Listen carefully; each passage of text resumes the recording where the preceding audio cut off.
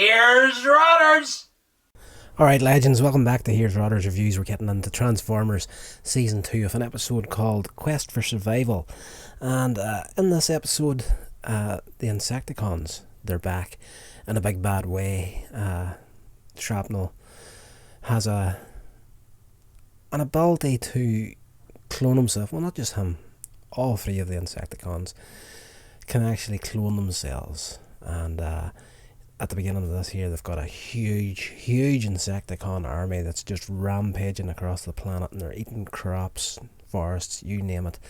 And all the energy they're collecting from that, they're working with the Decepticons, taking it back to them, and they're creating energon cubes from that. And of course Megatron is stabbing the Insecticons in the back. He's not giving them the share of the energy from it.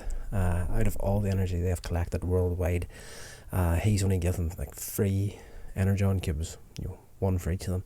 But he's in the underwater Decepticon base, he's processing like hundreds of energon cubes. He has it down to a T.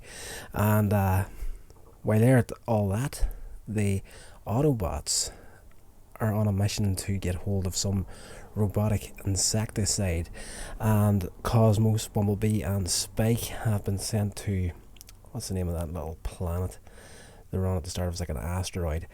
I made some notes here for it. It's Florin Free.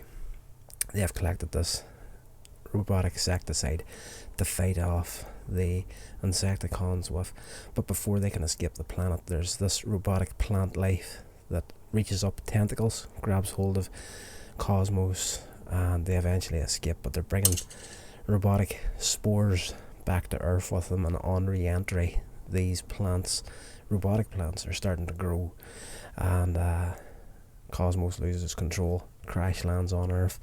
Bumblebee, Spike eject in an escape pod, and when they find him, he's completely covered in these plants, so they go back to Autobot headquarters to get help with that. And when Bumblebee appears there, they realise that he's also carrying spores. So Perceptor starts to investigate to find out what these are, and they eventually find out that they're called Morphobots, which is a plant life, robotic plant life that feeds on robotic material.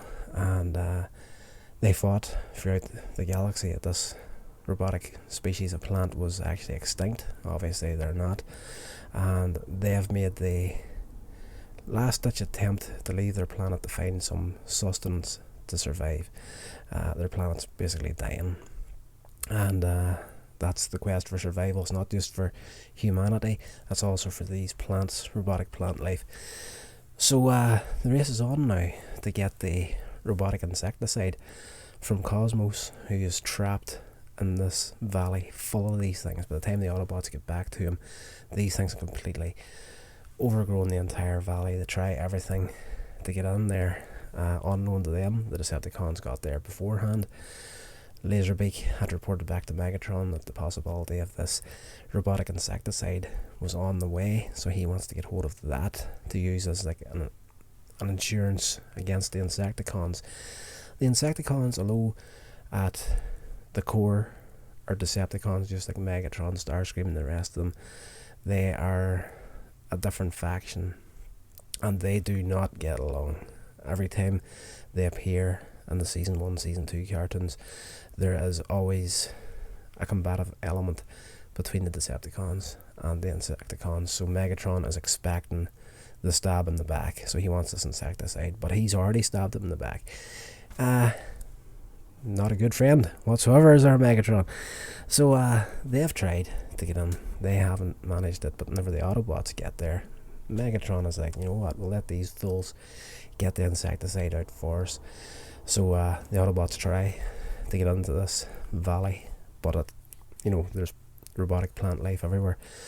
Warpath tries to blast through, and that's not working. Ironhide tries to use his liquid nitrogen, all that sort of thing, to try and freeze the plant life, kill them off that way, but they're not even starting to wilt, so they don't know what to do. So Blaster pipes up and he's like, let me try something, and of course Optimus Prime's like, no music, So he transforms, starts blasting the rock and roll, and the plant life is just reacts to it straight away. They're completely repelled by rock music. You know what I mean?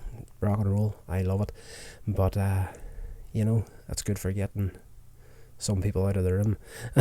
So the plant life does not like it. So the Autobots have worked out how they're going to get in to save Cosmos, and Bumblebee transforms his blaster on his roof. He's blasting the music, and Ironhide is coming along behind them, blasting either side of this.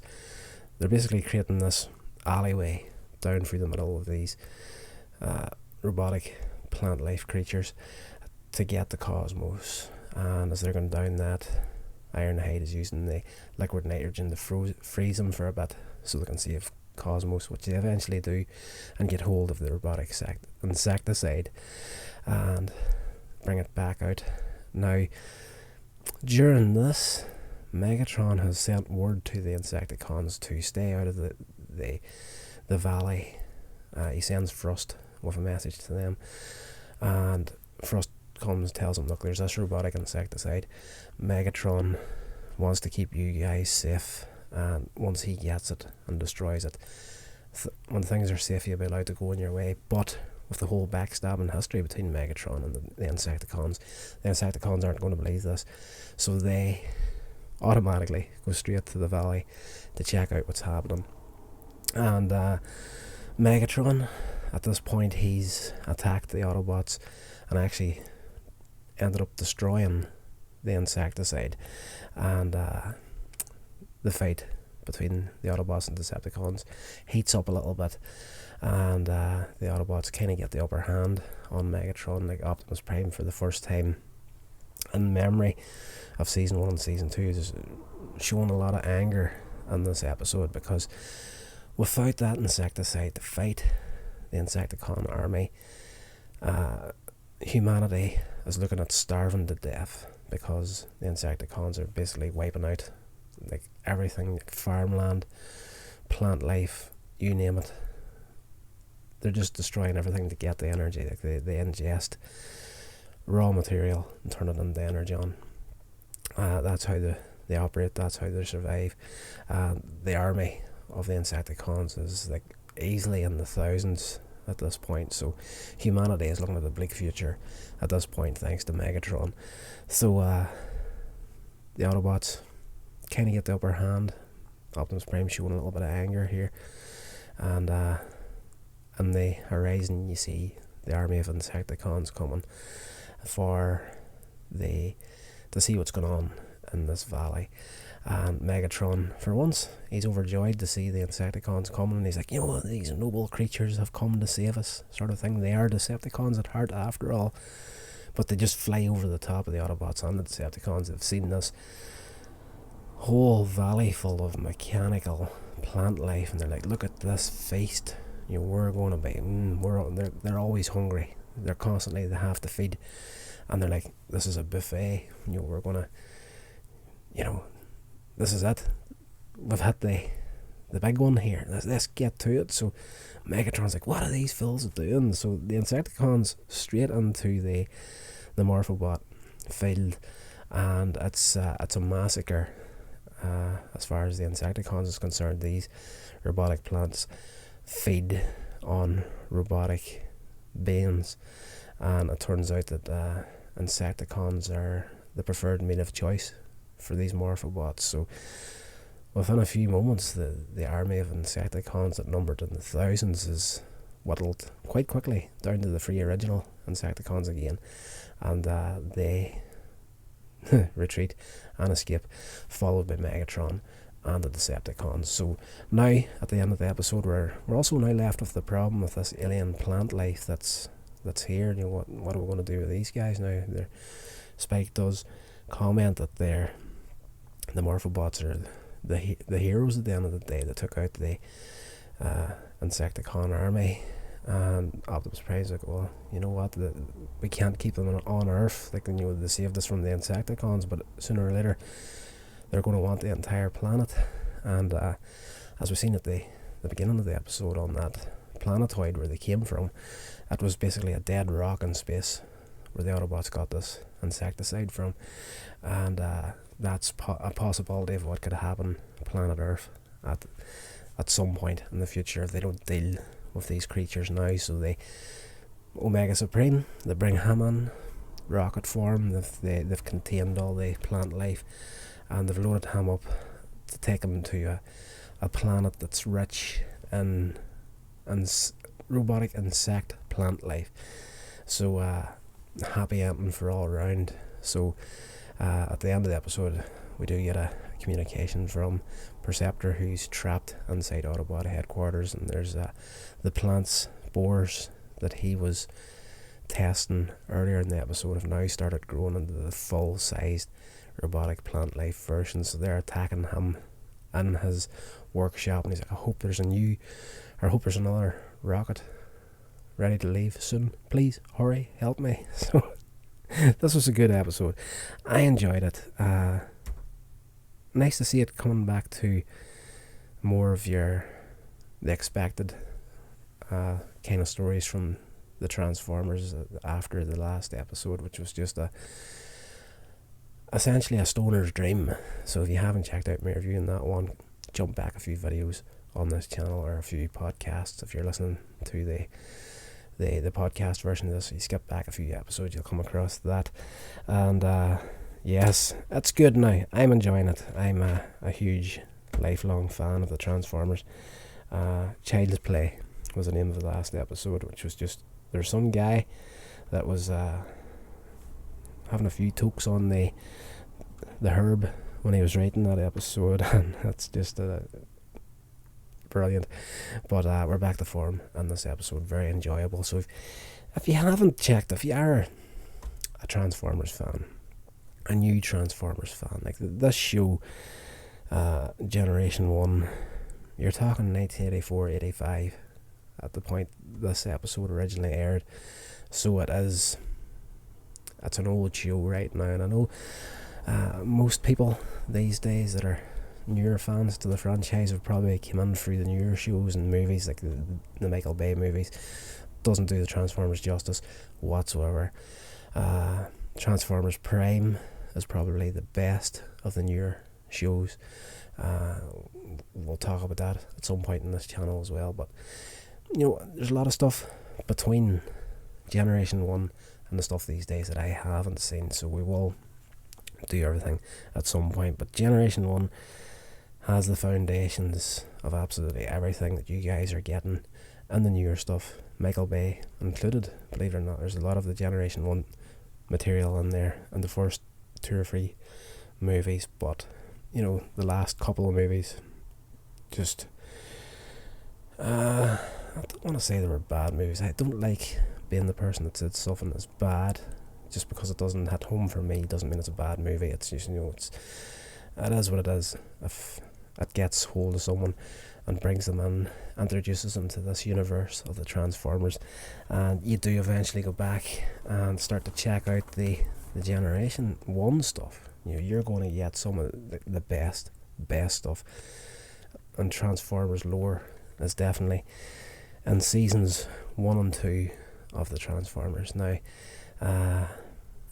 jumping ahead of myself a little bit here, but as far as season 3 and season 4, I don't even really consider it a full season, because I believe, if memory serves right, there's only 5 episodes in that season. That was what they did with Transformers the movie, which was situated between seasons 1 and season 3 of Generation 1, was just too much of a change for the fan base to recover from, and they did pay a price for that, but it endures.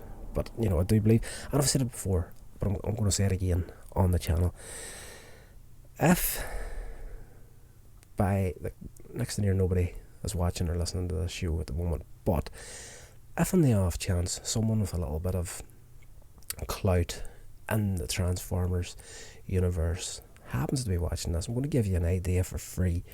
And if I had the talent, I would actually pitch this myself to Hasbro. But the idea is here right now. if you want to do a successful Transformers show these days, you know, there's guys like me that grew up with the show. You're seeing it right now with He-Man and the Masters of the Universe on Netflix. Like there's a revival of the 80s shows coming right now. If you want to do something with Transformers that's going to bring in the original fans of the show like myself and all the 80s kids that are now in their 40s, they've started families of their own, you could quite easily, like, season 2 of the Transformers set in 1985. Transformers the movie came out in 1986, but it took place in the year 2005, so there's a big time gap between season 2 and the movie. What happens there's a lot of years that haven't been told on screen of the adventures of the Transformers, the original ones, Optimus Prime, Jazz, you name it, all the guys that we loved that they killed off in the movie. Spoilers. You know, you'd have a lot of years worth of stories to tell there. So if you want to make a revival of the Transformers nowadays, that's the way to go. And again, if I had the talent, the money and the clout to get hold of somebody like Netflix and pitch this sort of stuff to, I would do it in a heartbeat. I would show run the crap out of a revival series of the Transformers, like Transformers season 2.5. You know, a nice little spiritual continuation, and you know, it could be good. Guys, thank you so much for checking out the video. Please consider subscribing to the channel, and if you do, don't forget to turn on that bell icon to be notified of future uploads. And please check out some of the other videos on this channel while you're here.